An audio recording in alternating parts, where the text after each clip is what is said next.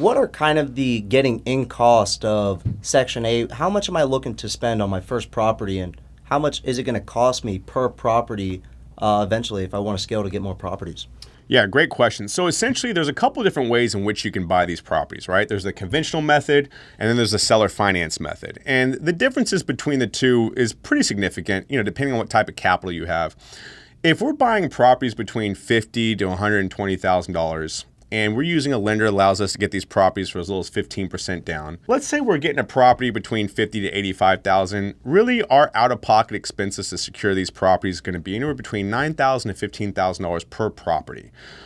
And if we're focused on properties that are more seller finance deals, what seller finance means is that the owner of that property, the mortgage will stay in their name, and you're essentially just taking over the mortgage.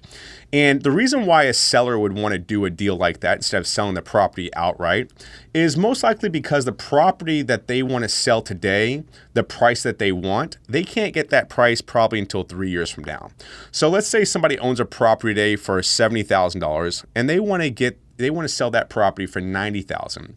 Well, what you would do for seller financing is you would just come in and you would take over that mortgage at the $90,000 payment, but you wouldn't be putting down 15 or 20% on the $90,000 payment. You would probably give that seller maybe $2,000 to $3,000 to take over their mortgage. Essentially, you're paying for a couple months mortgage, and then you're making a mortgage payment to that seller as if it was a $90,000 mortgage. Now, what this allows you to do is it allows you to avoid a lot of the costs that comes with buying a property, like closing and title fees and real estate agent fees. It allows you just to come in, take over the property, pay the mortgage plus a little bit over that mortgage cost, and then rent that property out to a Section 8 tenant and cash flow extremely high because you're not putting that much money down to secure that property. And that allows a lot of people to get a lot of properties. And then essentially 3 years from now, you would refinance that property at the $90,000 price tag and take over that debt from that seller, and now that debt would be in your name. But it didn't cost you